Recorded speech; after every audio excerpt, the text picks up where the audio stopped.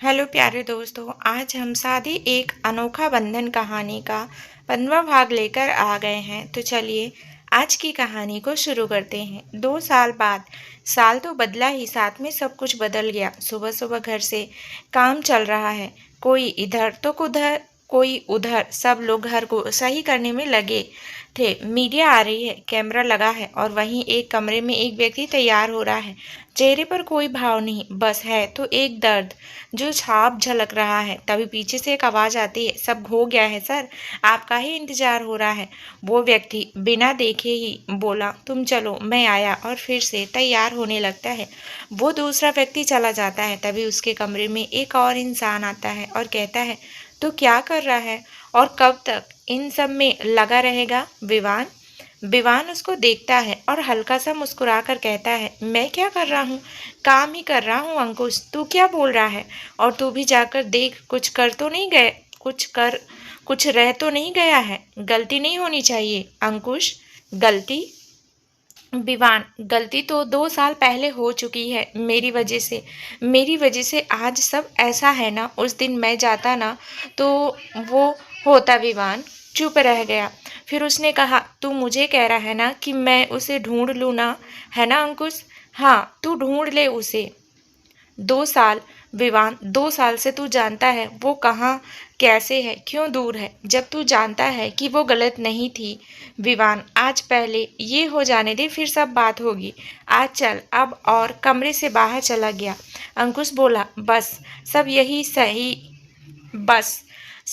सब सही हो जाए, इसको अब वही सही कर सकती है। और फिर वो आंखें बंद करता है और कहता है, मुझे उससे भी बात करनी है, और वहां से निकल जाता है। विवान नीचे आता है, पूरी मीडिया सब वहां थे। विवान सामने आया तो सवालों की बौछार शुरू हो गई। सर सर, आपने आज फिर केस जीत लिया है सर, ये नामुमकिन था, पर आप कैसे? और अब क्या होगा सर? आगे क्या सोचा है आपने? और आपकी कंपनी भी आज पूरे देश में इतनी मशहूर है, आप क्या कहना चाहते हैं? आप सब लड़कियों को जो बेसहारा थी उन्हें सपोर्ट दिया, आप क्या कहना है इस पर? विवान ने कहा, केस जीतना मेरे लिए कोई खेल नहीं है, मैं जीतने के लिए खेलता हूँ, मैं इंसाफ के लिए लड़ता हूँ। अगर मैं कभी गलत हुआ तो हारने में भी मुझे दर्द नहीं होगा। मेरा फर्ज है पहले अपने कानून को सही करना, और मैं वही करता हूँ। लड़कियों की मदद करना, तो ये सब मैं नहीं, मेरी किसी खास और मेरे दिल बेहद करीब इंसान ने मुझे सिखा गई है। वो हमेशा अपनों की मदद करती है और मैं बस वही कर रहा हूँ। सब जगह ताली बज गई। विवान नीचे आया कि एक आवाज आई, और आपकी पत्नी जो आपको धोखा दे गई थी, उस बारे में आपका क्या कहना है? सर, सब जगह खामोशी फैल गई। विवान के कदम एकदम से रुक गए कि अंकुश गुस्से में वहां आता है कि विवान आता है और उस व्यक्ति के पास खड़े होकर बोला, मेरी बीवी है या आपकी, जो आप इतना जानते हैं, वो क्यों गई, कहाँ गई, या मैं जाने दिया? ये मेरी निजी जिंदगी है, आप क्यों इतना परेशान हैं? और एक लड़की के बारे में आप कुछ भी कहने से पहले एक इंसानियत तो रखें। और चला गया। अंकुश ने उस व्यक्ति को गुस्से में घूरा और चला गया। विवान सीधे गाड़ी लेकर निकल गया। अंकुश भी उसके साथ था। कुछ ही देर में वो दोनों एक जेल की तरफ आ गए। विवान ने गाड़ी खड़ी करी और वो अंकुश से बोला, तो यहीं रह, उससे बात कर ले, वो परेशान होगी, मैं आता हूँ। अंकुश ने कहा, पर मैं चलता हूं ना। विवान बोला, अब मुझे कोई दर्द नहीं होता अंकुश। उस इंसान को सामने देखकर उसकी वजह से मुझे मेरी जीने की वजह खत्म करनी पड़ी। इन 2 सालों में मैं जो इन 2 सालों में जो होना था हो गया। अब वक्त है सब सही करने का। मैं आता हूँ, तब तक तू राघव को फोन करके मेरा सामान लेकर आने को कह। अंकुश ने कहा, तू जा रहा, मतलब तू लेने जा रहा है उसे? वो खुशी से बोला। तो विवान ने कहा, उसे नहीं, अपनी जिंदगी को, और आगे चला गया। अंकुश खुशी से पागल हो गया और उसने तुरंत फोन लगा दिया और कहा, नेहा, वो उसे लेने जा रहा है, नेहा उसे लेने जा रहा है। नेहा अंकुश की बात सुन बेहद खुश हो गई और कहा, सब सही होगा अब। पर क्या वो मानेगी? अंकुश, बहुत दिल टूटा है उसका। अंकुश ने कहा, जानता हूँ, पर विवान ही उसे ला सकता है, बस दोनों एक हो जाए। नेहा ने कहा, हाँ, बहुत कुछ देखा है उन्होंने। अंकुश बोला, देखा तो तुमने भी है नेहा, पर मेरे लिए तुम मान गई। नेहा चुप हो गई। वहीं विवान एक सेल के सामने खड़ा उस व्यक्ति को देख रहा था। वो काफी बूढ़ा हो गया था और दीवारों पर चौक से कुछ लिखे जा रहा था। विवान ने उसे कहा, आपको ऐसे देखना मुझे सुकून मिलता है। बहुत नफरत करता हूँ मैं आपसे, हद से ज्यादा। क्यों किया ऐसा? आपने इतना प्यार, इतना भरोसा था आप पर, और आपने ही मुझे अपनों को मारना चाहा। क्यों? वो बूढ़ा उसे देखने लगा तो विवान ने कहा, क्या लगा था आपको कि मुझे आप पर भरोसा था? नहीं, बिल्कुल गलत। आपने खेल खेला था तो मैं भी खेलना जानता था कि नव्या जान गई थी कि मेरे दादू ही मेरे दुश्मन हैं, उसके दुश्मन हैं, उसकी माँ को मारने वाले भी आप हैं, और इसलिए आप नव्या को पहचान गए थे। नव्या को चोट आप देना चाहते थे, और उस दिन जब नव्या ने सब कहा तो आपने आपने पहले ही नेहा को और शीतल को बंदी बना लिया और मुझे कहा कि अगर मैंने नव्या को दूर नहीं किया तो आप उन दोनों को मार देंगे, है ना? नव्या ये बात जान नहीं पाई और मुझे खुद से दूर करना पड़ा। कितना टूटी थी वो, और मैं कुछ नहीं कर पाया था। उसे जाने दिया। जिसे कभी अकेला नहीं छोड़ना था, उसे खुद से दूर कर दिया कि वो लौट कर नहीं आई। सिर्फ आपकी वजह से मैं आपको कभी माफ नहीं करूंगा, कभी नहीं। और चला गया। दीनानाथ बस देखते रह गए। नव्या के जाने के बाद विवान वहां से चला गया था। जहां दादू अपनी जीत सोच रहे थे, वहीं विवान बस नेहा और शीतल को सही सलामत लाने की उससे अपने सोर्सेस से उन दोनों का पता किया। दादू ने शीतल और नेहा को चोट दी थी। हॉस्पिटल में दोनों का इलाज हुआ।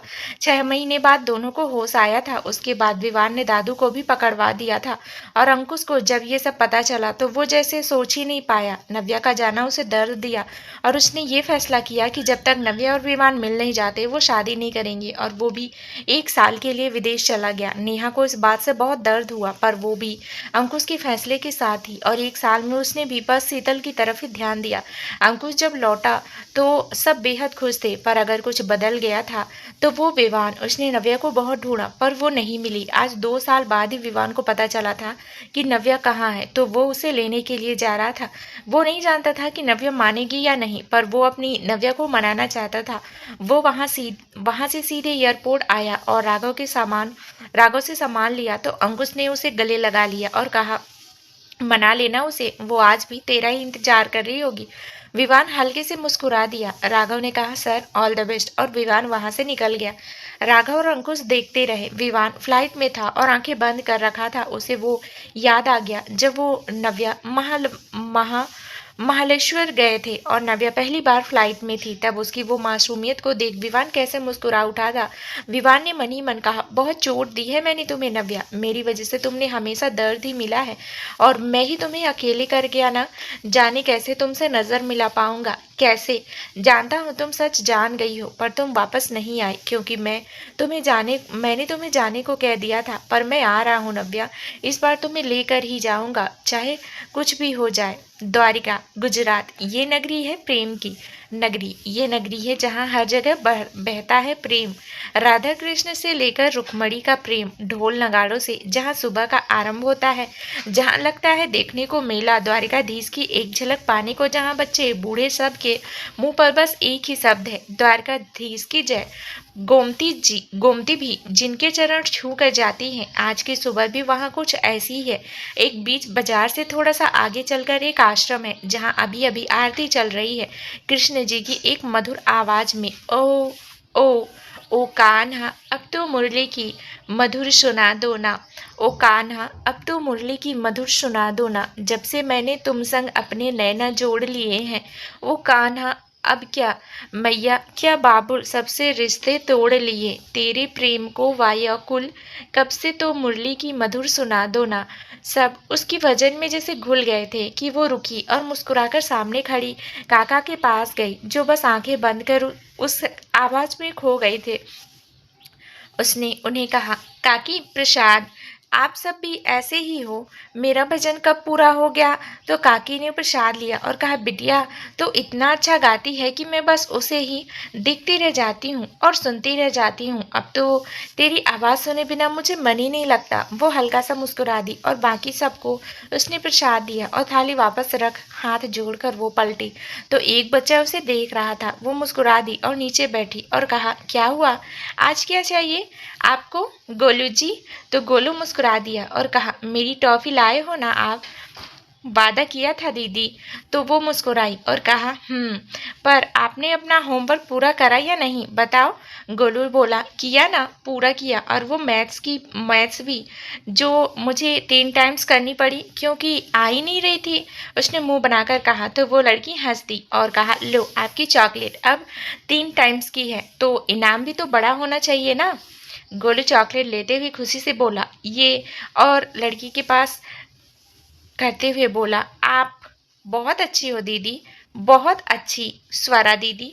स्वरा भी उसके गाल पर किस किया और कहा, आप भी बहुत अच्छे हो, और सुनो, मिलकर खाना, अकेले अकेले नहीं, और श्रुति को भी देना, उसने आपकी हेल्प की थी ना होमवर्क में।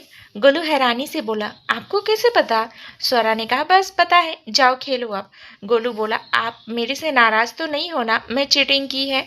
झूठ बोला, गोलू ने उदासी से कहा। तो स्वरा ने कहा, नहीं हो नाराज, आपने काम किया, भले ही श्रुति ने मदद की, पर आपने काम तो किया, आपने ना तो मुझे नाराज किया है और ना ही कुछ। गोलू मुस्कुरा दिया और कहा, आप बहुत अच्छी हो, तभी सब आपसे प्यार करते हैं, और गाल पर किस कर गया। गोलू स्वरा को जाते हुए देखती है और फिर उसकी आंखें नम हो जाती है, वो भी चली जाती है।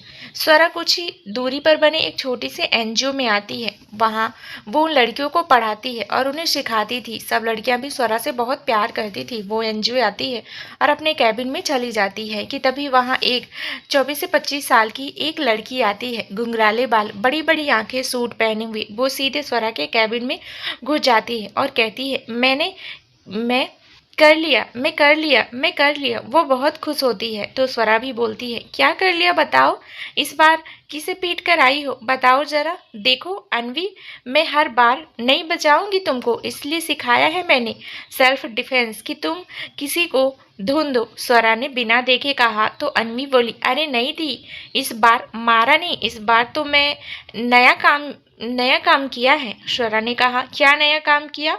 वो भौं है ऊपर करके देखने लगी। तो अनवी ने इधर उधर नजर चुराते हुए कहा, दीदू, मैंने ना एक गाड़ी को ठोक दिया, पर वो ठीक है और हॉस्पिटल में एडमिट कराकर मैं भाग आई।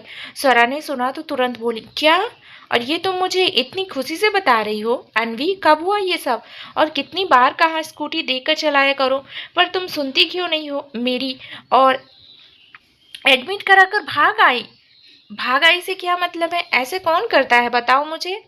अनवी ने कहा, दीदू, उन्होंने ही मुझे कहा मैं घर जाऊं तो मैं आ गई। वो बहुत अच्छे थे, मेरी वजह से उन्हें चोट लगी, पर तब भी मुझे माफ़ कर दिया और हॉस्पिटल भी नहीं जा रहे थे, वो तो मैं ले गई। अनवी ने कहा। तो स्वरा ने कहा, हमें जाना चाहिए, उनको सॉरी बोलना चाहिए। कौन से हॉस्पिटल में है वो? अनवी ने कहा, श्री हॉस्पिटल। स्वरा अनवी के हॉस्पिटल निकल गई। यहीं डॉक्टर उसकी ड्रेसिंग कर रहा था। डॉक्टर ने कहा, घाव गहरा है, आपको आराम करना चाहिए, ज़्यादा चलना फिरना ठीक नहीं है आपके लिए सर। लगता है पहली बार आए हैं आप यहाँ और आते ही चोट लगा ली। वैसे आपने उस लड़की को डांटा क्यों नहीं, आपको इतनी चोट आई है? तो वो बोला, गलती सबसे होती है, मेरे से भी हुई, उनकी ही गलती नहीं थी, मेरा भी ध्यान नहीं था और मैं सड़क की तरफ आ गया और फिर वो मुझे लाई यहाँ। वो तो रुक भी रही थी, मैंने ही मना कर दिया। डॉक्टर बोला, बहुत साफ है। आप आपका नाम क्या है? लड़का ने कहा, विवान नाम है मेरा। डॉक्टर बोला, तो विवान जी, अब आपको आराम करना चाहिए। आपका कोई रहता है यहाँ या घूमने आए हैं? मैं आपको होटल तक छोड़ दूँ? विवान ने कहा, नहीं, मैं ठीक हूँ और मैं यहाँ किसी अपने की खोज में आया हूँ। बहुत वक्त बाद पता चला है कि वो यहाँ है, एक उम्मीद है कि वो यहाँ होगी, उसने सोचते हुए कहा। तो डॉक्टर ने कहा, मतलब प्यार का मामला है? फिर तो वो आपको ज़रूर मिलेगी, क्योंकि यहाँ खुद प्रेम के दीवाने रहते हैं। डॉक्टर की बात सुन विवान मुस्कुरा दिया। वो उठा और बाहर निकल गया। उसको बस नव्या को ढूंढना था। वो धीरे धीरे रिसेप्शन पर पेमेंट किया और निकलने ही वाला था कि तभी अनवी और शरा भी वहीं आई, पर दोनों ही एक दूसरे को देख नहीं पाए क्योंकि एक पेशेंट आ गया था जिससे भीड़ लग गई थी। विवान एक पल को रुक गया। उसने इधर उधर देखा पर कोई नहीं था। वो सामने देखता कि तभी आवाज़ आई और वो मुड़ गया। डॉक्टर आ रहे थे। वो आए और कहा, अरे मैं ये देना भूल गया था। विवान ने कहा, क्या? डॉक्टर ने कहा, ये आपका वॉलेट रह गया था। विवान ने वो लिया और कहा, थैंक यू सर, और चला गया। वहीं अनवी और शरा भी हॉस्पिटल आए तो स्वरा ने कहा, आओ रिसेप्शन पर पूछते हैं। अनवी ने कहा, हाँ चलो। स्वरा वहाँ आई और वहाँ बैठी रिसेप्शनिस्ट से कहा, मैम क्या आप मेरी एक मदद करेंगी? रिसेप्शनिस्ट ने बोला, yes your ma'am, what can I help you? Swara बोली, अभी अभी कोई ऐसा पेशेंट आया था जो ड्रेसिंग के लिए आया, ये लाई थी उन्हें। उसने अनवी को देखते हुए कहा। तो रिसेप्शनिस्ट ने कहा, मैम जी मुझे याद है, ये जिन्हें लाई थी उन्हें डॉक्टर गोयल देख रहे थे, वो अभी अभी ही ड्रेसिंग करवा कर गए हैं। स्वरा और अनवी ने एक दूसरे को देखा और रिसेप्शनिस्ट को थैंक यू कहा। अनवी ने कहा, दीदू आप कैसे पता करें उनका? स्वरा, डॉक्टर गोयल से पूछ लेते हैं, शायद वो कुछ बता पाए। अनवी ने कहा, हाँ। दोनों ने रिसेप्शनिस्ट से पूछा तो उन्होंने जाने को कहा गोयल के पास। इतने में स्वरा का फ़ोन बज गया तो उसने कहा, अनवी तुम जाकर पूछो, मैं आई। अनवी ने हाँ में सिर हिलाया और चली गई। अनवी अंदर आई तो डॉक्टर अनवी को देखते हुए बोले, आप? अब क्या हुआ? अनवी ने कहा, सर वो कहाँ हैं? कहाँ गए? डॉक्टर, वो तो चले गए। अनवी बोली, आप बता सकते हैं वो कहाँ गए होंगे? डॉक्टर कहे, वो तो मैं नहीं जानता क्योंकि वो पहली बार यहाँ आए हैं, पर उनका ये मेरे कैबिन में रह गया था, आपको मिले तो दे देना। अनवी को उनकी विवान का कैरिंग दिया जिसमें ब्यूटीफुली से वीएन लिखा हुआ था। अनवी ने कहा, वीएन? डॉक्टर बोली, हाँ उनका नाम पता है, मैं पूछा था। अनवी ने बोलिया, क्या नाम है उनका? डॉक्टर बोले, विवान नाम था उनका। अनवी ने कहा, विवान? अनवी ने डॉक्टर को थैंक यू कहा और बाहर आ गई। उसने वो कैरिंग भी अंदर रख लिया कि स्वरा भी आ गई। उसने कहा, क्या हुआ? अनवी बोली, दीदू वो यहाँ पहली बार आए हैं, उनका कैरिंग मिला है और बस उनका नाम पता चला है। स्वरा ने बोला, क्या नाम है? अनवी ने वो कैरिंग स्वरा को दिया और कहा, विवान। ये नाम सुनते ही स्वरा चुप हो गई। वो बस देखे जा रही थी उस कैरिंग को। अनवी ने देखा तो कहा, दीदू क्या हुआ, आप ऐसे क्यों हो? स्वरा होश में आई और कहा, नहीं कुछ नहीं, अब जब मिले तो दे देना और माफ़ी भी मांग लेना, और चली गई। अनवी भी स्वरा के पीछे आई। शाम हो गई। कानों में राधा कृष्ण का उद्घोष शुरू हो गया। बाजार सज गए, लोगों की चहल पहल भी शुरू हो गई थी। विवान अपनी होटल में था कि तभी उसका फ़ोन बजा। उसने उठाया तो अंकुश का था। अंकुश बोला, क्या हुआ, तू ठीक तो है ना? जरा चोट तो नहीं आई ना? और देख कर नहीं चल सकता था? तू क्या कर रहा था? अंकुश को ऐसे बोलते देख विवान ने कहा, आज कितने वक्त बाद तू मुझे वैसे ही डांट रहा है। इन सालों में उसके साथ तुझे भी खो दिया था। अंकुश ने सुना तो खामोश हो गया कि विवान ने कहा, मैं ठीक हूँ, वो बच्ची थी, गलती से हुआ, उसे मेरा भी ध्यान नहीं था, तो फिक्र मत कर। अंकुश ने कहा, और अब क्या सोचा है तू? सिर्फ जगह जानता है, बाकी कैसे ढूंढेगा उसे? सामने देखते हुए, नहीं जानता कैसे, पर इतना पता है कि नव्या यहाँ है, मुझे विश्वास है वो यहाँ है, और अगर मेरा प्यार सच्चा है तो वो मिलेगी। अंकुश चुप हो गया। विवान ने कहा, बाद में करता हूँ, और फोन रख दिया। विवान सामने देखने लगा। अगली सुबह स्वरा का वही रूटीन था। वो एनजीओ जाने को निकल गई, लेकिन उसके मन कल से उस कैरिंग्स और विवान के नाम से बेचैन कर दिया था। वो सीधे घाट पर चली गई। आज भीड़ कम थी। वो वहां बैठ गई और कहने लगी, अब क्यों आए हैं? क्या चाहिए अब उन्हें? दूर करना था ना, कर दिया, फिर क्यों? झूठा वादा करा था आपने कि मुझे नहीं छोड़ेंगे और मुझे छोड़ गए आप। मैं आपको माफ़ नहीं करूँगी विवान, मैं आपको माफ़ नहीं करूँगी। वो रो पड़ी कि तभी उसके कानों में आवाज़ पड़ी, माफ़ी गलती की होती है नव्या, गुनाह की नहीं। नव्या उस आवाज़ को सुन पलटी तो सामने विवान खड़ा था। उसकी आंखें भी नम थी। वहीं नव्या भी उसे देख रही थी। आज 2 साल बाद वो आमने सामने थे। नव्या और विवान आमने सामने थे। जहाँ नव्या ने जब विवान को देखा तो देखती रही, पर अगले ही पल उसकी नज़र विवान की चोट पर गई। वो बेचैन हो गई। वो आगे विवान के पास आने लगी। विवान भी नव्या के पास आया। विवान, कहा था ना, आंसू जब जब गिराओगी मुझे सामने पाओगी, क्यों रो रही हो? नव्या, विवान ने नम आंखों से कहा। तो नव्या ने उसकी चोट छूते हुए कहा, बहुत दर्द हो रहा है आपको? विवान नव्या को आज भी उसकी हल्की सी चोट से कितना परेशान है ये देख उसने ना में सिर हिलाया कि तभी वहां अनवी आ गई। असल में वो नव्या को बुलाने ही आई थी। अरे दीदू आप यहाँ हो?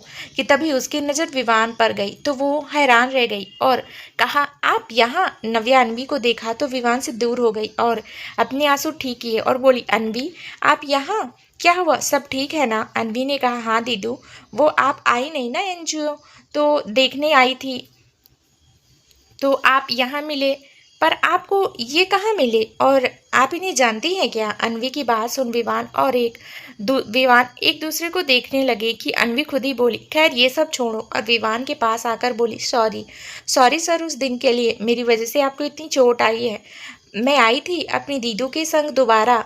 दीदू बहुत गुस्सा थी जब मैं उन्हें बताया कि मैंने ऐसा किया, पर हम चले गए थे और मैं आपको सॉरी नहीं कह पाई। विवान ने कहा, कोई बात नहीं अनवी, अच्छा हुआ जो मैं आपको वहाँ नहीं मिला। अगर वहाँ मिलता तो किसी से कभी मिल नहीं पाता, अपनी ज़िंदगी से नहीं मिल पाता। विवान ने जब नव्या को देखकर ये कहा तो नव्या आंखें नीचे कर ली।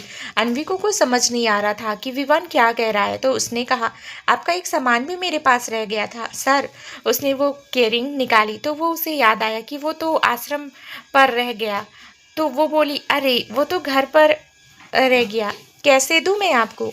नव्या ने कहा, आप यहाँ रुको, मैं ला देती हूँ। नव्या वहाँ से जाना चाहती थी इसलिए कहा, तो विवान समझ रहा था कि उसने एकदम से कहा, अनवी अगर आप और आपकी दीदू बुरा ना माने तो क्या मैं आप सबके साथ रह सकता हूँ आश्रम में? वो क्या है, मैं यहाँ नया हूँ, किसी को जानता भी नहीं हूँ, मैं रह लेता अकेले, पर वो चोट की वजह से बस। नव्या जो आगे निकल गई थी उसने कहा, अनवी वे चल सकते हैं हमारे साथ, इनको चोट हमारी वजह से लगी है, तो जब तक ये ठीक नहीं हो जाते हैं और यहाँ पर हैं, ये हमारे अतिथि हैं। अवनी ने कहा, जी दीदू। नव्या ने कहा, मैं एनजीओ जा रही हूँ, आप इन्हें आश्रम ले जाएं और वो जो नीचे वाला रूम है वो साफ करवा देना, ये वहीं रहेंगे। और ये कहकर वो चली गई। विवान मुस्कुरा उठा तो अनवी ने कहा, ये दीदी को क्या हुआ, वो आज इतना अजीब बिहेव क्यों कर रही हैं? फिर विवान से कहा, आइए आप विवान जी। विवान हैरानी से देखने लगा तो अनवी ने कहा, वो डॉक्टर ने आपका नाम बताया था, मैं क्या बुलाऊं, समझ नहीं आया तो ये कह दिया, सॉरी, उसने धीरे से कहा। तो विवान हल्का सा मुस्कुरा दिया और कहा, सच में बहुत प्यारी हैं आप अनवी, आप मुझे जीजू बुला लो। अनवी ने कहा, क्या जीजू? तो विवान ने कहा, हाँ, क्यों, कोई दिक्कत है क्या? मैं आपका जीजू नहीं बन सकता क्या? विवान ने कहा। तो अनवी ने कहा, आप दीदू से मतलब कब, कैसे? और आप तो दीदू से आज पहली बार मिल रहे हो, फिर कैसे? और दीदू को पता चला तो आपको छोड़ेंगे नहीं, अनवी ने परेशान होते हुए कहा। तो विवान ने कहा, अभी हम आश्रम चले? अनवी, वो क्या है ना, मुझे सच में आना है आपके आश्रम, चलो ना प्लीज़। विवान ने इतने प्यार से कहा कि अनवी हंस दी और कहा, चलिए, और दोनों आश्रम की ओर चले गए। वहीं नव्या एनजीओ आई और कैबिन में चली गई और बैठ गई। उसने खुद से कहा, क्यों विवान, क्यों आप क्यों आए हैं? मैं आपको माफ़ नहीं करूँगी, नहीं करूँगी। और उसकी आंखें भर गई। उसने खुद को सही किया और कहा, आप कुछ भी कर लो, मैं आपको माफ़ नहीं कर सकती विवान। और काम में लग गई कि तभी ये गाड़ी आकर उस एनजीओ के पास आकर रुकी। सब लड़कियों की नज़र में एक डर आ गया। उसमें से एक लड़की जल्दी से कैबिन में आई और कहा, स्वरादी। वो स्वरादी ने जब उसे ऐसे डरते हुए देखा तो वो उसके पास आई और कहा, उर्मिला क्या हुआ, क्या बात है, इतना क्यों डर गई? उर्मिला आगे कहती कि दरवाजा खुला और नव्या की नज़र उस सामने खड़े व्यक्ति पर गई। उसे देखते ही उसकी आंखों में गुस्सा आ गया, पर वो व्यक्ति नव्या को देखकर गंदी तरीके से मुस्कुरा रहा था। वो सामने रखी चेयर पर बैठ गया। नव्या ने कहा, उर्मिला बाहर जाओ। उर्मिला ने एक नज़र देखा और बाहर चली गई। अब बस वो व्यक्ति और नव्या थे। देखने में वो व्यक्ति कम हैंडसम नहीं था। वो नव्या को देखता है और कहता है, कैसी हो स्वीटी, मुझे तो तुम भूल ही गई और बड़ा दूसरों का ध्यान रख रही हो। उसने ऐसे कहा तो नव्या अपनी कुर्सी पर बैठ गई और एक व्यक्ति, क्या बेबी, तुमसे पैसे थोड़ी लूँगा, वो बहुत गंदे तरीके से बोला। तो नव्या ने कहा, मेरा नहीं, मानस चेक भरते हुए कहा, कितना लगाओ? तुम आजकल बॉडीगार्ड बन गए हो तो मालिक से पैसे तो बनते हैं ना, नौकर के और किसी के पैसे मारने में पसंद नहीं करती। मानस ने जब सुना तो आग बबूला हो गया और गुस्से में कहा, क्या बकवास है ये, मैं नौकर हूँ, जानती भी मैं नौकर हूँ, तू जानती भी है मैं कौन हूँ? तू जिस एनजीओ में है ना उसे खरीद सकता हूँ, भूल मत। पल भर में तुझे और तेरी इन लड़कियों को सड़क पर ला सकता हूँ। पूरा द्वारिका मेरे नाम से कांपता है। फिर मुस्कुरा कर, पर क्या करूँ साला, तेरे पे दिल आ गया है। और जो मानस चवड़ के दिल में जो मानस चवड़ के दिल में आ गया हो ना, वो उसे पाकर ही रहता है। और तू तो मेरी स्वीट हार्ट है। वो हंसा तो नव्या शांत बैठी थी और मानस को देखते हुए बोली, कुत्ते अगर भौंकने लगे ना तो इसका मतलब ये नहीं कि घर में डर के बैठ जाएंगे, कुत्ते को बांधना पड़ता है। नव्या के कहते ही मानस उसके पास आया और गुस्से से उसका हाथ पकड़ लिया। जैसे ही मानस ने नव्या का हाथ पकड़ा, नव्या का पारा चढ़ गया और एक मानस को धक्का देते हुए गुस्से में कहा, डेयर टू टच मी, अभी के अभी यहाँ से निकल निकल जा, वरना तेरा वो हाल करूंगी कि तू रोएगा। और साफ साफ सुन ले, तू यहाँ अपनी इज्जत उतारने आता है तो जरूर आ। और पैसे मुंह पर देते हुए कहा, नाउ गेट लॉस्ट, ये मेरा एनजीओ है, मुझे देर नहीं लगेगी तुम्हें धक्का मारकर निकालने में। वो गुस्से में थी कि मानस बोला, देख लूंगा तुझे, और निकल गया। नव्या वहीं बैठ गई और अपना सिर पर हाथ रख लिया। शाम हो गई। नव्या जब आश्रम आई, वो आज जो हुआ उससे बहुत थक गई। एक तरफ विवान का आना और फिर मानस का ये सब, वो वहीं सीढ़ी पर बैठ गई। शाम का वक्त तो चहल पहल थी ही आश्रम में कि औरतें मंदिर गई थी। नव्या वहीं बैठी थी कि तभी किसी ने उसके सामने चाय दी और कहा, ये लो, आराम मिलेगा। नव्या ने सुना तो चौंक गई। उसने देखा तो सामने विवान था। विवान ने इशारा किया। नव्या ने चाय ले ली और सामने देखने लगी। विवान ने कहा, सिर दर्द है बहुत, चाय पियो, आराम मिलेगा। नव्या कुछ नहीं बोली तो विवान ने कहा, बहुत अच्छा है तुम्हारा आश्रम, बहुत शांति है यहाँ, सब कितने अच्छे हैं, खासकर अनवी बहुत ही प्यारी है। तुमने एनजीओ खोल लिया, अनवी ने बताया था कि तुम लड़कियों को सेल्फ डिफेंस और पढ़ाई करवाती हो। नव्या, खुद के लिए लड़ना है और अपने पैरों पर खड़ा होना बहुत ज़रूरी है, और मैं बस इतना ही चाहती हूँ। नव्या को विवान देखने लगा। फिर उसने कहा, अंकुश भाई और नेहा कैसे हैं? विवान ने कहा, दोनों ठीक है। नव्या ने आगे कुछ नहीं कहा। ये क्या समय था जिसे बात करने के लिए? कभी इतना कुछ हुआ करता था, आज कुछ भी नहीं था। विवान भी समझ रहा था। नव्या ने चाय पी और कहा, चलिए अंदर, काफ़ी देर हो गई है। और अंदर आने लगी कि विवान उठा ही था कि वो लड़खड़ा गया। नव्या ने देखा तो तुरंत पकड़ लिया। वो परेशान हो गई और कहा, आप ठीक तो हैं? अभी आपकी चोट है, आप क्यों बाहर आ गए, बताइए।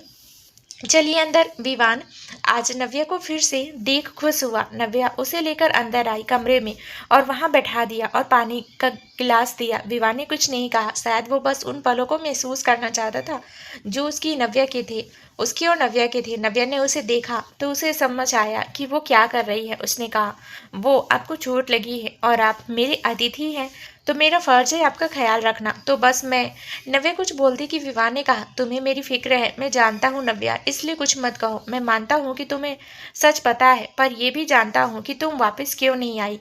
मैंने तुम्हें वो तकलीफ दी है जो भूलना तुम्हारे लिए आसान नहीं है, तो बस इसलिए मैं यहाँ आया हूँ। तुम मेरे साथ चलोगी या नहीं, ये तुम्हारा ही फैसला होगा। नव्या, मैं पहले कभी नहीं आया ना, आज आऊँगा, पर बस तुमसे माफ़ी मांगने का हक है तुम्हें, और जब तक तुम मुझे माफ़ नहीं कर दोगी, मैं नहीं जाऊँगा। विवान की बात सुन नव्या उसे देखने लगी। आज भी सच था उसकी बात में, पर नव्या को फिर वही बातें याद आ गई और उसने कहा, मुझे आदत है अकेले रहने की, बहुत कुछ सीख गई हूँ अब, और आप बस आराम करें। माफ़ी तो मैं क्या ही दूँ आपको। आपको कहा था ना मैंने कि एक शादी ने मुझे तोड़ दिया था और एक ने आपको। विवान को ये सुनकर बहुत दर्द हुआ, पर वो मुस्कुराया और कहा, सही कहा, दर्द हुआ, पर अपनी जिंदगी से खुद को दूर करने का। नव्या ने कुछ नहीं कहा और चली गई। विवान उसे जाते हुए देखकर बोला, मैं पूरी कोशिश करूंगा नव्या, और देखता रहा। अगली सुबह नव्या सोई हुई थी कि कुछ शोर होने से उसकी आंख खुली। उसने देखा तो वक्त 7 बज रहे थे। वो खुद से बोली, इतना शोर क्यों हो रहा है? वो उठी और बाहर आई तो हैरान रह गई। नीचे सब लोगों के साथ विवान बैठा था और सबके साथ मस्ती कर रहा था। नव्या उसे देखकर हैरान थी। विवान को इस तरह उसने कभी नहीं देखा था। सारी औरतें भी उसके संग मस्ती कर रही थी। नव्या मनी मन, इन्हें क्या हुआ है, कि अनवी ने नव्या को देखा और कहा, दीदू आप आओ ना, वहाँ क्या कर रही हो? देखो ना, जीजू ने कितना अच्छा किया है, आज हम सबको उन्होंने पार्टी दी है। नव्या अनवी के मुंह से जीजू सुनकर चौंक गई और कहा, क्या कहा तूने? अनवी अब इधर उधर देखने लगी तो विवान नव्या के पास आया और कहा, अरे नव्या, आप भी ना क्यों सुबह सुबह उसे डरा रही हो? अब जीजू को जीजू ही कहेगी ना, आप भी ना, आइए ना, देखो सब कितना मजा कर रहे हैं, आप भी करो। और आज से आप एनजीओ कुछ दिन के लिए ऑफ लेंगी। नव्या ने उसे घूरा और कहा, क्यों, मैं क्यों ऑफ लूं भला? और ऐसा कुछ नहीं है, समझे? आप और अनवी, क्या जीजू जीजू लगा रखा है तुमने? एक दिन में ही तेरे जीजू कैसे हो गए ये? चोट इनको लगी है या तुझे? और आप विवान कपूर जी, मैं कोई ऑफ नहीं लूंगी। आपको जो करना है करो। और चली गई। सबका मुंह सब मुंह लटका लिए। विवान ने देखा तो काकी से कहा, अरे काकी क्या हुआ, इतना उदास क्यों हो गई आप? काकी ने कहा, बेटा वो तो मना कर गई, अब क्या करें? और गुस्से में भी।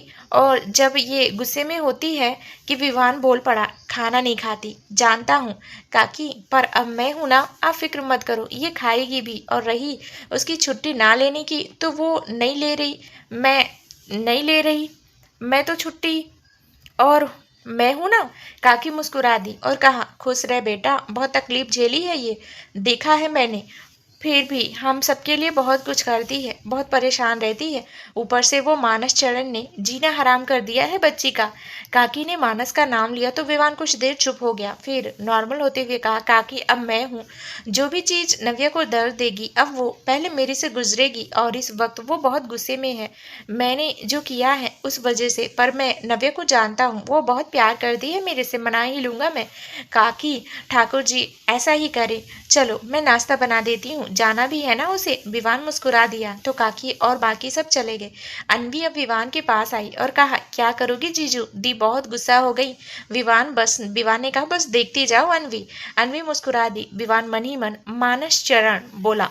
नव्या कमरे में गुस्से से इधर उधर घूम रही थी और कह रही थी, क्या बोल रहे थे ये? और मैं डरा रही हूँ अनवी को? मैं कोई डरावनी लगती हूँ जो अनवी को डराऊंगी? और क्या कहा था, छुट्टी ले लूँ? बड़े आए छुट्टी ले लूँ, खुद तो काम करते रहते हैं, मुझे ऑफ दिलवा रहे हैं। और बाकी सब कैसे इनके साथ मस्ती कर रहे थे। फिर वो अपना चेहरा शीशे में देखती है और कहती है, क्या सच में डरावनी हूँ मैं? और छू के देखने लगी कि विवान जो दरवाजे पर खड़ा था बोला, अब आईने को क्यों डरा रही हो? बेचारा सुबह सुबह घबरा जाएगा। नव्या चौंक गई और पलट कर कहा, आप यहाँ क्या कर रहे हैं?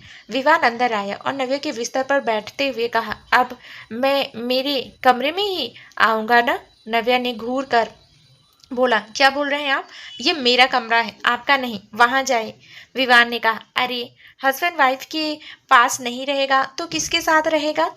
नव्या आप भी ना। नव्या गुस्से में जा रही हूँ, आप रहो। वो जाने लगी कि विवान की आवाज आई, ठीक है जाओ, पर कल देखा था आपने कि मैं कैसे लड़खड़ा गया था, और अगर मैं ऐसे ही अकेले रहा, कुछ हो गया तो फिर मुझे मत डांटना आप, और मैं ही जाता हूँ। वो मुंह बनाकर जाने लगा कि नव्या ने कहा, ठीक है आप रह लो, पर उसे ज़्यादा कुछ नहीं। कि विवान के चेहरे पर मुस्कान आ गई और वो नव्या के पास आकर उसका गाल छूकर बोला, बस आप हो तो मुझे कुछ नहीं चाहिए। और अब आप तैयार हो जाइए, जाना है ना आपको? विवान के छूने से ही नव्या एक पल को खो गई। तो विवान मुस्कुरा दिया और कहा, ऐसे देखेंगी तो मुझे शर्म आ जाएगी। नव्या और शर्मा गया। नव्या को भी होश आया और वो गुस्से में बाथरूम में घुस गई। विवान मुस्कुरा दिया और नीचे चला गया। कुछ ही देर में नव्या नीचे आई तो विवान उसे ही देखने लगा। व्हाइट कलर के सूट में वो बहुत प्यारी लग रही थी। विवान के चेहरे पर एक मुस्कान आ गई। नव्या ने अपना सामान लिया और पूजा करके वो बोली, काकी मैं निकल रही हूँ। वो अभी बड़ी ही थी कि विवान ने कहा, कहाँ चली आप? वो भी बिना नाश्ता किए। नव्या रुकी और कहा, काकी मुझे नाश्ता नहीं करना है, देर हो रही है और मैं वहीं कुछ खा लूंगी। विवान उठा और नव्या का हाथ पकड़ा, जिसे नव्या हैरानी से उसे देखने लगी, पर अगले ही पल गुस्से में बोली, ये क्या कर रहे हैं आप? और मैंने कहा ना कि मुझे नहीं खाना, तो क्या जबरदस्ती है ये? विवान ने नहीं सुना और उसे चेयर पर बैठा दिया और खुद सामने वाली चेयर पर बैठता हुआ बोला, बिना कुछ खाए आप कहीं नहीं जा सकती, और जितनी देर आप मेरे से लड़ने में लगा रही हैं उतना देर में नाश्ता कर सकती हैं। और कैसे जिद है ये आपको? गुस्सा है तो रहिए गुस्सा, पर खाना ना खाकर आप क्या कर लेंगी? और फिर लड़ने के लिए ताकत भी चाहिए आपको। काकी ने आपके लिए कितने प्यार से बनाया है और आप ऐसे ही जा रही हैं। मेरी नव्या ऐसी नहीं थी, वो सबका मान रखती थी। ये कहकर विवान ने उसकी तरफ पोहा की स्पून बढ़ा दी और इशारे से खाने को कहा, तो नव्या ने कुछ नहीं कहा और दूसरी प्लेट लेकर खाने लगी। वही विवान अनवी जो पास में बैठी थी वो बोली, जीजू आपने कैसे किया ये सब? दी तो अगर एक बात ठान ले तो वो मानती नहीं है, और आपने कहा तो वो मान गई, पर अब बाहर कैसे लेकर जाओगी आप उनके लिए? वो नहीं मानने वाली। उसके लिए वो नहीं मानने वाली, अनवी ने कहा। तो विवान ने कहा, किसने कहा कि तुम्हारी दी जा रही है? अनवी हैरानी से देखने लगी तो विवान चुप हो गया। नव्या ने खाना खाया और उठने लगी और कहा, चलती हूँ काकी। वो जाने लगी कि विवान ने कहा, रुको नव्या। नव्या को अब गुस्सा आ गया और उसने कहा, अब क्या लंच भी अभी करूँ? वो खींचते हुए बोली। तो नव्या तो विवान उसके पास आया और करीब आकर बोला। विवान के करीब आने से ही नव्या की धड़कनें बढ़ गई। अनवी और बाकी सब मुस्कुरा उठे। तो विवान ने कहा, मुझे भी तो जाना है ना, तो अकेले क्यों जा रही हैं आप? नव्या और बाकी सब उसे देखने लगे। तो विवान तुरंत अनवी के पास आया और कहा, अरे साली जी, मैं यहाँ क्या करूँगा? काकी माँ और बाकी सब तो अपने अपने काम पर चले जाएंगे, मैं यहाँ अकेले रह जाऊँगा ना। और आपकी दी का तो पता है ना, मेरा अकेले रहना ठीक नहीं है। नव्या उसे गुस्से में देखने लगी, पर उसे याद आया कि कैसे विवान लड़खड़ा गया था। तो विवान ने फिर कहा, तो अनवी आप मुझे लेकर चलेंगी ना एनजीओ? मैं वहाँ देख भी लूँगा और घूम भी लूँगा। अनवी ने बोला, अरे क्यों नहीं जी। वो आगे बोलती कि चुप हो गई क्योंकि नव्या उससे गुस्से में घूर रही थी। उसने कहा, हाँ हाँ चलिए ना विवान जी। विवान हल्का सा हंसा। नव्या ने कहा, अब चलना है या मैं जाऊँ? मेरे पास इतना वक्त नहीं है।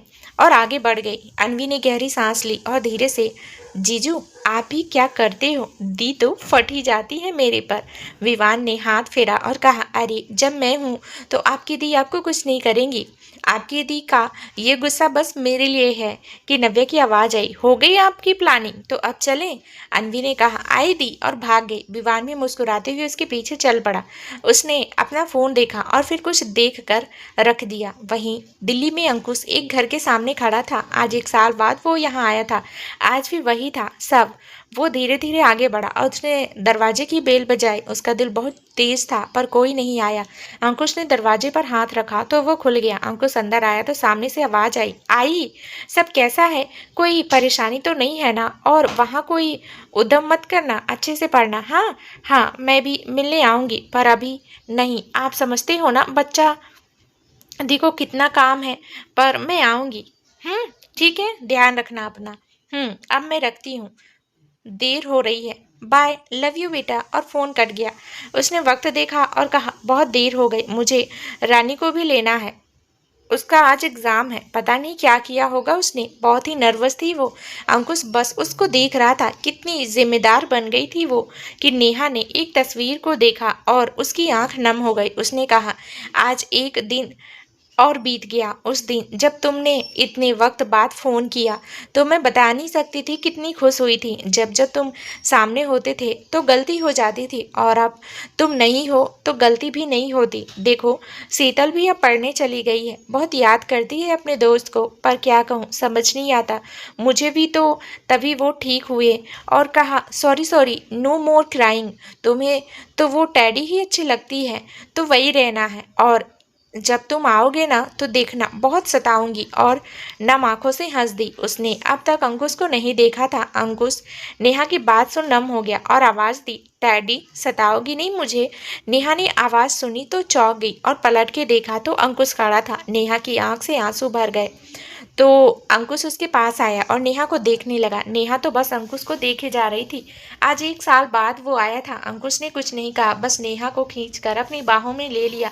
अंकुश की बाहों में आकर नेहा ने उसे पकड़ लिया। वो बस इतना बोली, अंकुश। अंकुश उसका सिर सहला रहा था और कहा, बस बस शांत हो जाओ, शांत हो जाओ, मैं आ गया हूँ ना, अब नहीं मेरी डैडी। नेहा ने जब अंकुश के मुंह से सुना तो वो और रो गई। अंकुश बस उसका सर सहला रहा था पूरे रास्ते। वहीं दूसरी तरफ पूरे रास्ते विवान कुछ न कुछ करके नव्या को तंग कर रहा था। कुछ ही देर में वो सब एनजीओ आ गए। विवान जब अंदर आया तो सब उसे देखने लगी। वो था ही इतना हैंडसम। उनमें से एक लड़की तो बस विवान को देखते ही उसमें खो गई कि नव्या वहाँ आई। उसके पीछे विवान और अनवी भी आ गए। नव्या ने कहा, कैसे हैं आप सब, और सब कैसा चल रहा? एक लड़की ने कहा, दी बहुत अच्छा, और हमने बहुत सीख भी लिया, और अगले हफ्ते से तो हम सबके रिजल्ट आने वाले हैं। नव्या ने कहा बहुत अच्छी बात है, मुझे पूरा यकीन है आप सब अच्छे से पास हो जाएंगी। सब मुस्कुरा दी कि उर्मिला बोली, दी ये कौन है?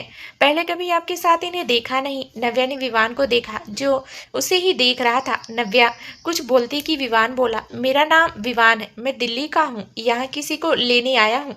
वो मेरे से नाराज होकर यहाँ आ गई है तो बस उन्हें ही मनाने आया हूँ। नव्या ने गुस्से से देखा और फिर लड़कियों से कहा, चलो आप सब काम करो, मैं आई और चली गई। विवान वहीं खड़ा था। नव्या के जाते ही सब विवान भी जाने लगा, पर तभी उसे एक लड़की ने आवाज दी, सुनिए। विवान रुक गया और पलटकर कहा, जी। लड़के उसके पास आए और उसे उसका रुमाल देते हुए कहा, ये आपका गिर गया था, लीजिए। विवान ने उसके हाथ से ले लिया और कहा, थैंक यू मिस। तो लड़की बोली, प्रीति। विवान बोला, थैंक यू प्रीति जी। आप प्रीति ने ही नव्या मैम के बाद प्रीति बोली, मैं ही नव्या मैम के बाद एनजीओ देखती हूँ, मैनेजर हूँ मैं। विवान बोला, ओह बहुत अच्छा, सच में बहुत ही सुंदर हैं आप, ये एनजीओ नव्या ने बहुत प्यार से बनाया है। प्रीति ने कहा, जी, पर आपसे एक बात पूछूं, अगर आप बुरा ना माने तो। विवान ने कहा, जी पूछिए, जरूर पूछिए। प्रीति बोली, आप स्वरा मैम को नव्या क्यों बुला रहे हो?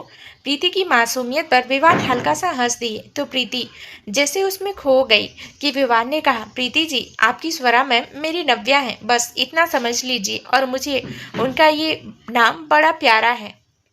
प्रीति मुस्कुरा दी कि विवान ने कहा, अच्छा मैं आया, मुझे ज़रा काम है, और चला गया। प्रीति उसे जाते हुए देखकर बोली, विवान जी, और अपने काम करने चली गई। विवान नव्या की केबिन की तरफ जा रहा था कि उसने किसी को देखा जो छुपकर देखने की कोशिश कर रहा था। शायद विवान उस तरफ बढ़ गया। वो जैसे ही आगे जाता कि अनवी की आवाज़ आई, अरे जीजू, वहाँ क्या कर रहे हो आप? विवान ने अनवी की आवाज़ सुनी तो वो अनवी की तरफ मुड़ गया और कहा, साली जी, आप मुझे जीजू कह सकती हैं, बल्कि मैं तो चाहता हूँ आप कहें, पर वो क्या है ना, जहाँ हम हैं वहाँ अगर आपकी दी ने सुन लिया ना कि आप क्या बोल रही हैं, तो आपके साथ साथ मुझे पहले दिन ही यहाँ से दफ़ा कर देंगी।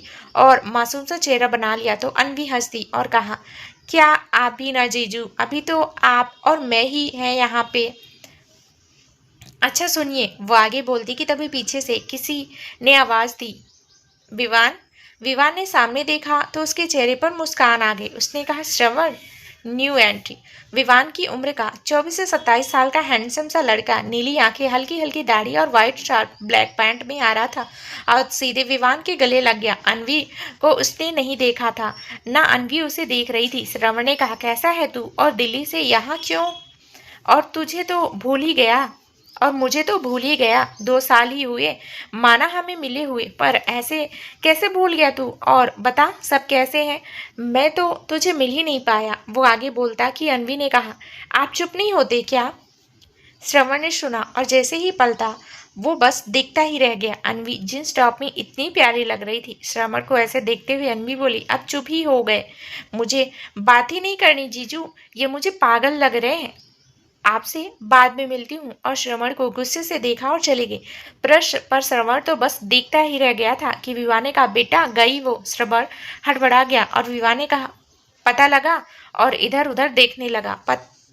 श्रवण ने बोला, हाँ, बड़ा बाजार के पास नाथ कॉलोनी, द्वारका विला। विवान मुस्कुरा कर जल्द ही स्वागत करेगा हमारा, और मुस्कुरा दिया। श्रवण और विवान अंदर चले गए। द्वारिका की एक पॉश कॉलोनी में एक बहुत बड़ा घर था। घर क्या, विला था। सामने गार्डन था जहाँ एक व्यक्ति वहाँ पर सजी फूलों पर पानी डाल रहा था कि अचानक से एक आवाज़ उस घर के अंदर से गया।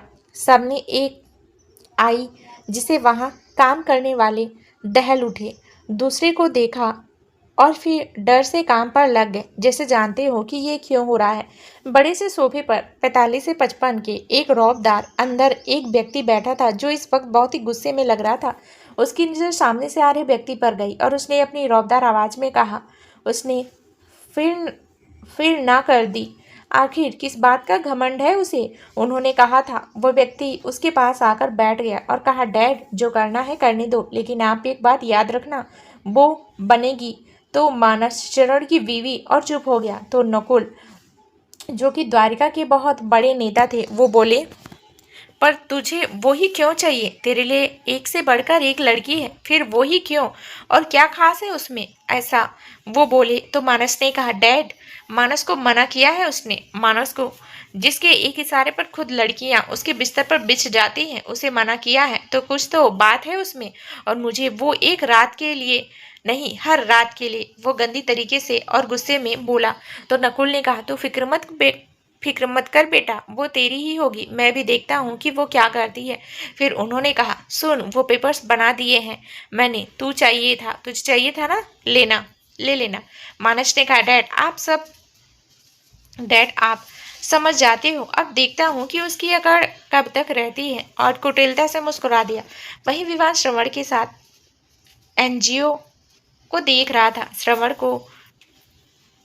श्रवण को हो रही है तो उन पर क्या बीती होगी, ये सोचकर ही मेरी रूह कांप गई। तो विवान ने कहा, नव्या, पूरी बात जब विवान ने बताई तो श्रवण ने कहा, भाभी ने जो कहा है वो सुनकर जब मुझे इतनी तकलीफ हुई तो तुझे अपना हर दर्द, हर तकलीफ वो सह लेती है, पर जो दर्द, वो घाव मैंने दिए हैं, वो कैसे ठीक होंगे मैं नहीं जानता। जिसकी एक मुस्कान के लिए मैं कुछ भी कर जाता था, उसकी ही मुस्कान मेरी वजह से छीन गई। इन 2 साल में नव्या ने ना जाने क्या क्या देखा है जो वो ऐसे हो गई। उसने नव्या की केविन की ओर देखा जहाँ पर्दे लगे थे, पर खिड़की से नव्या दिख सकती थी। विवाह ने कहा, देख उसे, जहाँ मासूमियत सी, जहाँ विश्वास था उसका कि उसे अकेला कोई नहीं छोड़ेगा, उसे उसे साथ होगा, उसके वहीं उसके टूटने का कारण बन गया। श्रवण विवान से कहा तो श्रवण उसके पास आया और कहा, जो हुआ उसे तू बदल नहीं सकता, पर अब आगे भाभी को ये सब ना देखना पड़े, ये ध्यान रख तू।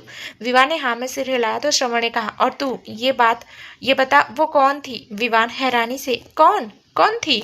श्रवण ने कहा, अरे वही जो तेरे से मिलने को कह गई थी, जो तुझे जीजू बोल रही थी। विवान ने कहा, तू अनवी की बात कर रहा है? देख, मैं बता रहा हूँ उसे, वो तेरा अचार बना देगी, और अगर उसे तूने कुछ किया तो मैं तेरा कीमा। और घूरते हुए चला गया। श्रवण बोला, अरे यार, ये तो अभी से जीजू बन गया है, भगवान मेरा क्या होगा? वो नौटंकी करते हुए बोला और फिर प्यार से कहा, अनवी। नव्या अपना काम कर रही थी कि दरवाजा खुला और विवान सीधे नव्या के कैबिन में अंदर आ गया। नव्या ने एक नजर विवान को देखा, फिर उसे इग्नोर करके काम करने लगी। विवान जानता था कि नव्या कुछ नहीं कहेगी, तो उसने खुद से ही कहना शुरू किया, हाउ नाइस वाइफी, कितना अच्छा कैबिन है आपका। अब तो सोच रहा हूँ कि मैं भी वापस जाकर आपसे ही अपने ऑफिस का इंटीरियर करवाऊँ। नव्या ने कुछ नहीं कहा तो विवान उठ गया। तो नव्या मन ही मन बोली, चले चलो गए तो ये कि विवान ने कहा, इतनी क्या जल्दी है वाइफी मुझे भेजने की, अभी मैं कहीं नहीं जा रहा। तो नव्या का मुंह बन गया। तो विवान उसके कैबिन को देखने लगा, कभी इधर तो कभी उधर। नव्या विवान की हरकतों से परेशान हो रही थी कि विवान ने कहा, आप मेरे साथ चल रही है ना? नव्या ने गुस्से में घूरा तो विवान को जैसे कोई फर्क ही न पड़ा हो। उसने कहा, अच्छा ठीक है, पहले काम, फिर शाम को तो चलेंगी ना? देखो नव्या, अब मैं आया ही हूँ तो थोड़ा तो घूमूंगा ही ना, आप काम कर लो, मैं यही हूँ, फिर चलते हैं, उसने प्यार से कहा। तो नव्या ने कहा, आप अनवी को साथ ले जाओ, मैं नहीं जा रही। और काम करने लगी कि विवान उसके पास आया और कहा, नव्या। विवान ने जैसे ही कहा नव्या, नव्या का दिल धड़क उठा, वो बहुत करीब था उसके। विवान ने प्यार से कहा, आप ही चलेंगे वरना? नव्या की आंखें बड़ी हो गई। तो विवान ने कहा, वरना आज आप विवान की जिद देखेंगी और एक आंख मार कर एक आंख मार दी। नव्या विवान के ऐसे कहने पर हैरान थी। आज तक उसने विवान के अंदर एक समझदार, सुलझा हुआ इंसान देखा था। आज उसे ऐसे करते देख वो हैरत में थी कि विवान का फोन पर मैसेज आया, जिसे पढ़कर वो कुछ सोचता है और फिर वापस रख देता है। नव्या अभी विवान को देख रही थी कि विवान उसके पास आया तो नव्या की आंखें बंद हो गई। वहीं विवान मुस्कुरा दिया और नव्या के गाल पर प्यार से हाथ रखकर कहा, मुझे अभी जाना होगा, पर शाम को तैयार रहना, आप चलेंगी और अनवी भी चलेगी। और चला गया। नव्या देखती रह गई। दिल्ली। अंकुश को नेहा ने अब भी गले लगा रखा था। अंकुश जब नेहा से अलग होने लगा तो नेहा ने उसे और कस लिया और वैसे ही कहा, ऐसे ही रहो, दूर मत जाओ, वरना फिर वो आगे बोलती कि अंकुश ने उसके बालों को सहलाया और कहा, मैं कहीं नहीं जा रहा नेहा, और अब अब ना जाऊंगा, मैं यहीं हूँ। नेहा चुप हो गई तो अंकुश उससे अलग हुआ और उसके माथे पर किस करते हुए कहा, आई एम सॉरी। नेहा उसे देखने लगी तो अंकुश ने कहा, मैं सेल्फिश हो गया था नेहा, अपना फैसला सुना गया बस। पर तुम क्या सोचोगी, क्या करोगी ये नहीं सोचा, पर क्या करता नेहा, मेरी वजह से आज नव्या विवान साथ नहीं है। मैं विवान से नाराज था, बहुत नाराज था कि नव्या को जाने क्यों दिया, क्यों नहीं रोका उसे। लेकिन ये नहीं देख पाया कि जितना नव्या टूटी है उतना ही विवान भी, और कहीं ना कहीं मैं ही जिम्मेदार हूँ इन सब का। अगर उस दिन मैं होता ना तो शीतल और तुम्हें वो सब ना देखना पड़ता, नव्या विवान को अलग ना होना पड़ता। मैं टूट गया था नेहा, मैं तुम्हें और शीतल का ध्यान नहीं रख पाया, मैं घुट रहा था इसलिए न चला गया, ये कहकर कि शादी अभी नहीं होगी। पर तुम्हें भी दर्द दिया, बिना जाने समझे कह गया, जब तुम्हें जरूरत थी मैं चला गया। वो नम आंखों से बोला तो नेहा ने उसके आंसू पोंछे और कहा, तुम गलत नहीं थे, तुम गलत नहीं हो, न थे, समझे। नव्या और विवान भाई जब तक मिल नहीं जाते तब तक मैं ये शादी करती भी नहीं, क्योंकि उनके बिना सभी अधूरा है। और इसलिए मैं भी तुम्हारे फैसले के साथ थी। बस अगर मुझे इंतजार था कि तुम कब आओगे, क्योंकि मैं ये सोचती रहती थी कि कहीं वहाँ जाकर कोई गोरी ले आए तो तुम्हें कितना मारूंगी, आखिर हो तो छोड़ ना। और हंस पड़ी। अंकुश नेहा की हंसी देख मुस्कुरा दिया और गले लगाकर कहा, मेरा दिल बस मेरी डैडी का है और उसे मैं वही है उसमें वही है, बाकी किसी को अंकुश के दिल में आने की हिम्मत नहीं है। तो नेहा मुस्कुरा दी और बाहों में कैद हो गई। तभी उसे याद आया उसे जाना है, तो वो तुरंत अंकुश से अलग हुई और घूरते हुए कहा, आते ही करा दी ना गड़बड़। अंकुश हैरानी से, मैंने क्या किया यार। नेहा ने अपना सामान लिया और कहा, मुझे देर हो गई एनजीओ के लिए, और आज रानी का एग्जाम भी था, तुमने लेट कर दिया ना। अब मैं तुम्हें साथ ही अब मैं तुम्हारे साथ ही जाऊंगी, चलो अब। तो अंकुश ने कहा, आए जी, और मुस्कुराकर नेहा के साथ चल दिया। वहीं विवान नव्या के एनजीओ से निकलकर एक जगह आया हुआ था। वहां ज्यादा भीड़ तो नहीं थी, पर आसपास लोग थे कुछ। विवान वही था कि एक लड़का आया और विवान को देखा और कहा, काम हुआ। लड़का ने कहा, जी जी हो गया। विवान मुस्कुरा दिया और एक लिफाफा उसे दिया और कहा, थैंक यू, तुमने जो किया वो बहुत ज़रूरी था। ये लो, कुछ पैसे रखना है अपने पास, और तब भी पूरा ध्यान रखना। लड़का ने कहा, आपने हमारे लिए इतना कुछ किया है, आज जब हमारी बारी है आई, हम कैसे पीछे रह सकते हैं, हमें ये नहीं चाहिए। उसने लिफाफा वापस करते हुए कहा। तो विवान ने उसे दिया और कहा, जो मैंने किया वो मेरा फर्ज था और मुझे खुशी हुई है कि वो अब ठीक है, आप फिक्र मत करिए। व्यक्ति हल्का सा मुस्कुरा दिया। विवान ने उसे वो लिफाफा दिया और कहा, जो हो मुझे बता दीजिए। और व्यक्ति ने हाथ जोड़े और चले गए। विवान ने कहा, तुम क्यों कर रहे हो ये मैं जानता हूँ, पर ये मैं नहीं होने दूंगा, लेकिन पहले थोड़ा जान लो। उसने श्रवण को फोन लगाया और कहा, शाम तक सारी इंफॉर्मेशन चाहिए मुझे, एक एक बात, कुछ भी छूटना नहीं चाहिए। श्रवण ने कहा, हो जाएगा।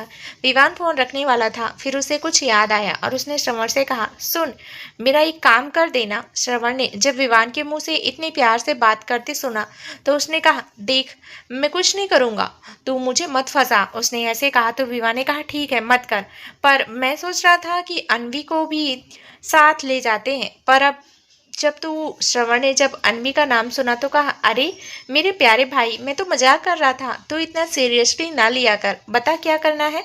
वो ऐसे बोला तो विवान को मन ही मन हंसी आ गई। उसने कहा, चल नौटंकी। विवान ने उसे बताया तो श्रवण ने कहा, यार क्या क्या करना पड़ता है ना, कहीं आज मेरी धुलाई ना हो जाए। वो मानेगी? विवान ने कहा, देवर देवर देवर हो, खा लेना थोड़ी। अब श्रवण ने कहा, तू भी ना, चल देखता हूँ, रख। अब वो छोटी बम आ गई तो गया मैं। विवान ने कहा, अच्छा मेरी साली को कुछ मत बोल। श्रवण ने कहा, मन ही मन, अभी ये हाल है, बाकी तो आगे मेरा क्या होगा। लोगों की जिंदगी में लड़की का भाई से डरते हैं, यहाँ मुझे जीजू से डरना है। विवान, ये तो है। श्रवण का मुंह बन गया और उसने फोन काट दिया। विवान हंस पड़ा और कहा, अब देखते हैं आप कैसे नहीं मानती। मानस अपने कमरे में था और वो एक तस्वीर से बात कर रहा था। आखिर क्या कमी है मेरे में श्वरा? क्या है जो तुम मेरे से नफरत करती हो? क्यों? मैं जब से तुम्हें देखा है तो बस तुम छा गई हो मेरे पर। छा गई हो, पर तुम समझती ही नहीं हो। क्यों? पर एक बार तुम मेरी हो जाओ, तब देखना कितना प्यार करूंगा तुम्हें कि तुम मुझसे दूर रह ही नहीं पाओगी। और हंस दिया कि एक लड़की जो रेड कलर की नाइटी में थी वो उसके पास आई और कहा, बेबी हु इज सी? मानस ने उस लड़की को देखा और एक मुस्कान के साथ उसे अपनी ओर खींच लिया, जिससे वो उसके ऊपर आ गई। मानस ने उसके नाइटी को खिसका दिया और शोल्डर को किस करते हुए कहा, baby she is my love. लड़की ने कहा और मैं मानस ने उसे देखा और कहा, बस यूं ही, और उसके होठों को अपनी होठों की गिरफ्त में ले लिया। वहीं दूसरी तरफ श्रवण खुद में ही बड़बड़ा रहा था और कहा, ये विवान क्या क्या करवाता है। और चला जा रहा था कि एकदम से किसी से टकरा गया। वो बिना देखे बोला, अरे देख कर चलो ना, क्या आंखें नहीं है क्या? और उसने जैसे ही ऊपर देखा तो बेचारा बहुत बुरा था। सामने अनवी थी जो उसे घूर रही थी। श्रवण बोला, मर गया बेटा अब तू। अनवी ने कहा, वो क्या है ना, मेरी आंखें इंसानों को देख सकती है, भूतों को नहीं। श्रवण ने कहा, सही है, जब आंखें चुड़ैलों की हो तो भूत तो दूर की बात है। अनवी को गुस्सा आ गया और वो बोली, यू? श्रवण ने कहा, तुमने मुझे भूत बोला तो मैं भी चुड़ैल, बात बराबर। अनवी ने बोली, बात करना ही बेकार है, और जाने लगी कि श्रवण ने कहा, मुझे आपकी हेल्प चाहिए। अनवी रुकी और गुस्से में, तुम्हारी हेल्प? मैं? वो भी सपना देखना बंद करो। तो श्रवण ने कहा, अगर देखता तो सपने में ही बोलता ना, हकीकत में नहीं। और मेरे सपने इतने डरावने मत बनाओ अनवी। तुम्हें श्रवण कुछ कहता कि उसे आती देखी नव्या आती दिखी। उसने अनवी से कहा, नहीं नहीं, आप उसकी तो बात ही मत करो, वो पागल हो गया है, सुन तक नहीं रहे, और वो तो और कहीं चला गया। मुझे बहुत गुस्सा आ रहा है विवान पर। अनवी श्रवण को हैरानी से देखने लगी कि इसे क्या हो गया, और विवान जीजू अचानक कहाँ से आ गए। नव्या ने जब विवान का नाम सुना तो वो उधर आ गई और श्रवण को देखकर कहा, आप? श्रवण ने कहा, नमस्ते सरा जी, मैं श्रवण हूँ, विवान का दोस्त। हम दोनों 2 साल साथ में ही काम कर रहे थे। वो पता चला कि विवान यहाँ है तो यहाँ आ गया मिलने उसे, पर वो है कि वो मुझे ही सुना दिया। असल में उसका फ़ोन लगाया था तो पता चला कि वो अकेले ही काम से चला गया। अभी वो ठीक भी नहीं है और चला गया, पता नहीं क्या हुआ उसे। बोल रहा था कि वो बस तभी जाएगा जब आप चलेंगी, वरना उसे नहीं आना, और वो कितना जिद करता है कोई जान नहीं सकता। नव्या वो विवान की बात याद आ गई, वो बिना बोले चले गए। वहीं अनवी जो सुन रही थी वो अब गुस्से में बोली, ये क्या था? और विवान जीजू को तुम ऐसे बोले कैसे? और उनके बारे में तुम बोले क्यों? गलत है। तुम ना कभी किसी की इमोशंस नहीं समझ सकते। अगर कुछ हुआ तो मुझसे बुरा कोई नहीं होगा। श्रवण अनवी के पास आया, जिससे अनवी की धड़कन बढ़ गई। एक पल को वो जैसे चुप हो गई। तो श्रवण ने कहा, दर्द और मुस्कान में बस इतना फर्क है कि दर्द में हो तो इंसान हंसने की कोशिश करता है ताकि अपनों की मुस्कान ना जाए, और मुस्कान होते हुए भी जब आप अपनों का दर्द समझ ले बस। और चला गया। अनवी खामोश हो गई। शाम हो चली थी। नव्या ने घड़ी में वक्त देखा तो 5 बज रहे थे। उसके मन में श्रवण की बातें चल रही थी। वो मन ही मन बोली, विवान जी क्या सच में मेरी वजह से नहीं घूम रहे? वो सोच ही रही थी फिर से झटक कर, पर मैं भी क्या सोच रही हूँ? क्यों जाऊं मैं? वो अगर नहीं घूमना चाहते तो उनकी मर्जी, पर अगर वो काम में ही लगे रहे और नहीं आए तो ऐसे तो तबीयत खराब कर लेंगे वो। नहीं नहीं, मैं अभी देखती हूँ। और फिर वो जिद है, मैं ये जानती हूँ। उसने सारा काम बंद किया और बाहर आई। अनवी और श्रवण अपना काम कर रहे थे। नव्या ने सोचा, अब क्या कहूँ? वो सोच रही थी कि वो अनवी के पास आई और कहा, अनवी आज मेरे साथ चलेगी घाट देखने? आरती भी देख लेंगे और कुछ खा भी लेंगे, कितना वक्त हो गया ना। अनवी हैरानी से, दी आप बोल रही हो ये? आप सच में? कि नव्या ने कहा, नहीं आना तो मत आ, मैं श्रवण जी को ले जा रही हूँ, उनका भी मन था वो चले जाएंगे। श्रवण का नाम सुन अनवी चुप हो गई। तो नव्या ने कहा, चलना है? अनवी ने कहा, हाँ हाँ चलो, और वो भी नव्या के साथ चल दी। श्रवण को नव्या ने बुला लिया। श्रवण ने अनवी को देखा तो उसने मुंह बना लिया, जिससे श्रवण मुस्कुरा दिया। पूरा बाजार सज चुका था। शाम को द्वारिका की रौनक ही अलग होती है, बहुत ही सुंदर लगता है द्वारिका। अनवी नव्या और श्रवण आ गए। श्रवण ने कहा, सच में बहुत ही सुंदर है ये नगरी। वो देखने लगा। नव्या को फिक्र थी तो विवान की। वो ढूंढने लगी कि तभी उसका फ़ोन बज गया। उसने फ़ोन देखा और कान की ओर लगा लिया कि आवाज आई, जरा थोड़ा सामने देखिए। नव्या ने तुरंत देखा तो उसे विवान दिखा। उसके मन को जिससे तसल्ली मिली, उसने अनवी और श्रवण से कहा, वो रहे विवान जी। दोनों की नजर गई तो दोनों मुस्कुरा दिए।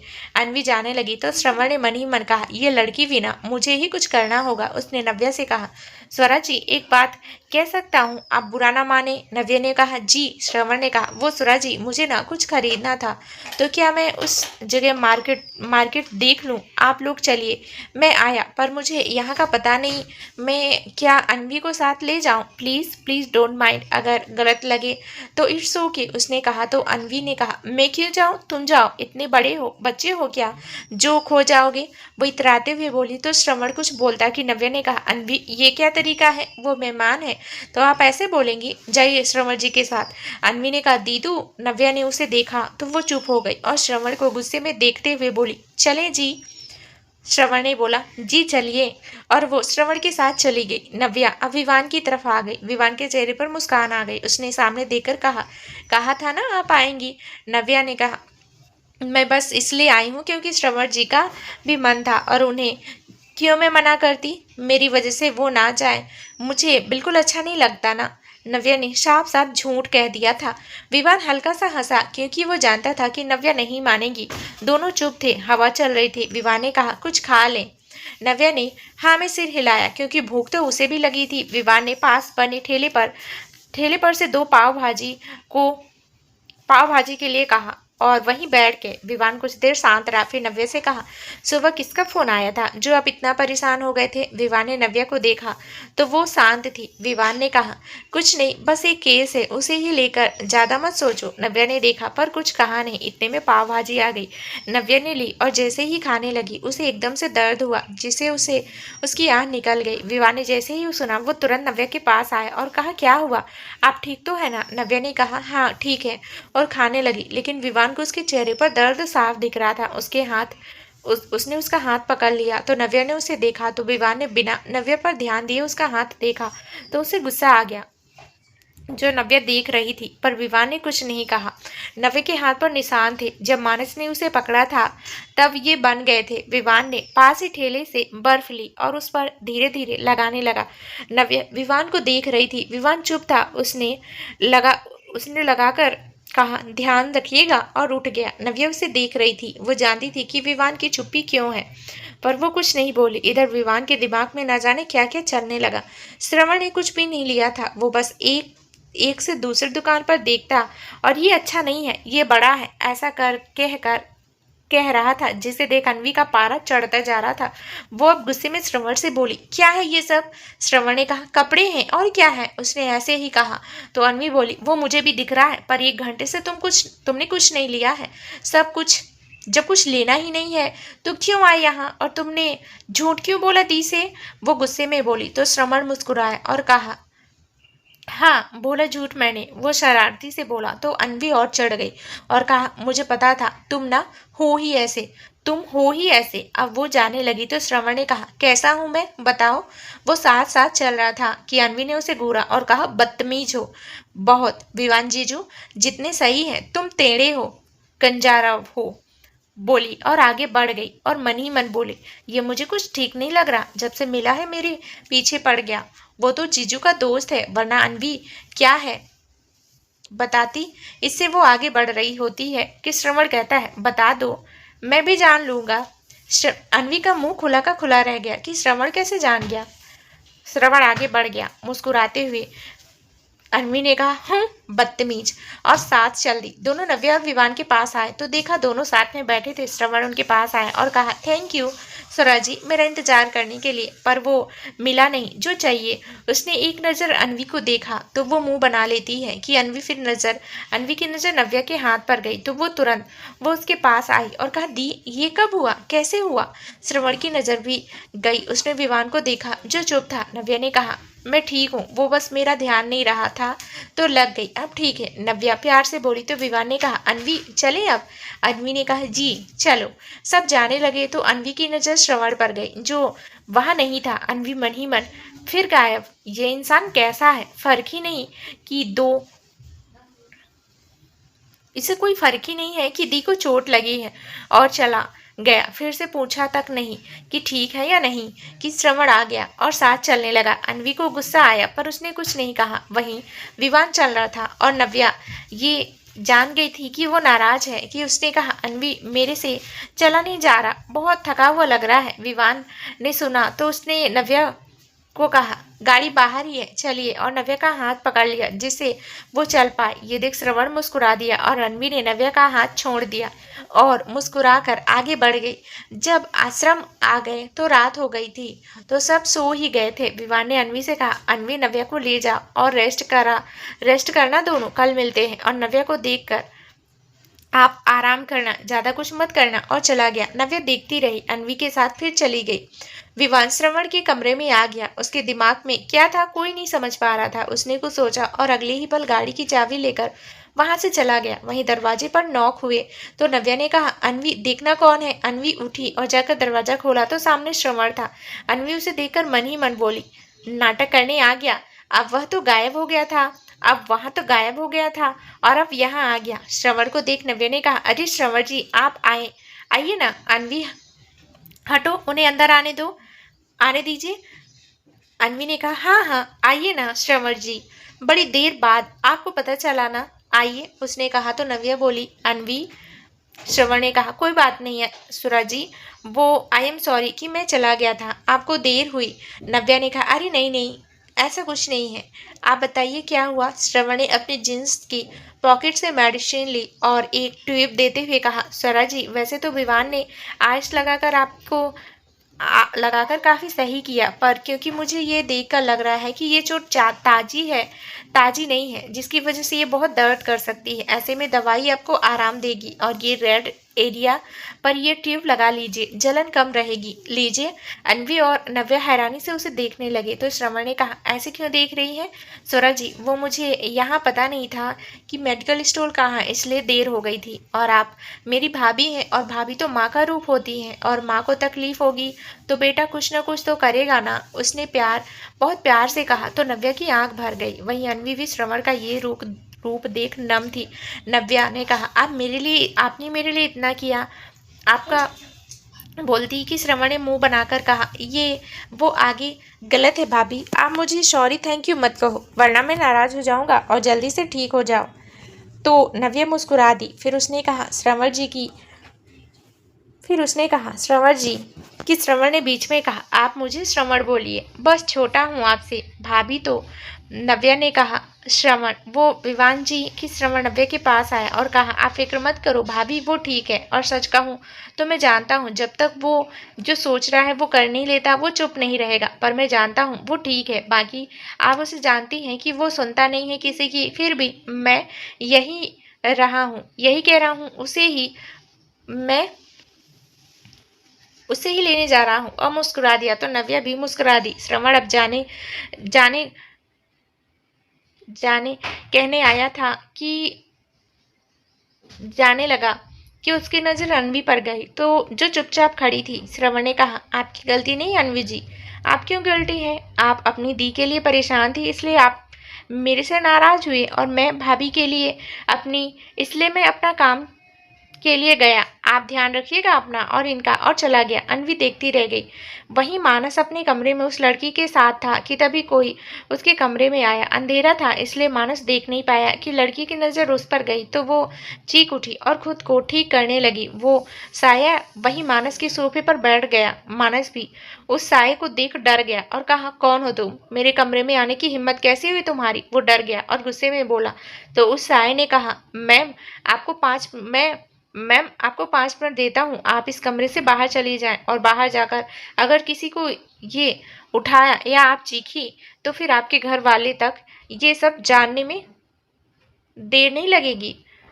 लड़की उठ गई और जल्दी से वहां से चली गई। मानस कुछ बोलता कि उस साय के पास फोन आया। साया, शांत, अभी बात कर रहा हूँ मैं, और फोन उठाया तो सामने आवाज आई, वो बाहर आ गई है, सब ठीक है, कुछ नहीं किया इसने। साय ने फोन रख दिया। वो सब भी आराम से बैठा था कि मानस गुस्से में, तूने बहुत बड़ी गलती की है, मानस को ललकारा है आज तुम गए। और मानस ने जैसे ही उस साय को मारना चाहा, उस साय ने अगले ही पल उसका हाथ मोड़ दिया और मानस चीखता कि उस साय ने उसके मुंह पर हाथ रख दिया और कहा, चीखा तो अगली बार बोलने लायक नहीं रहेगा, मानो दर्द से कराह उठा।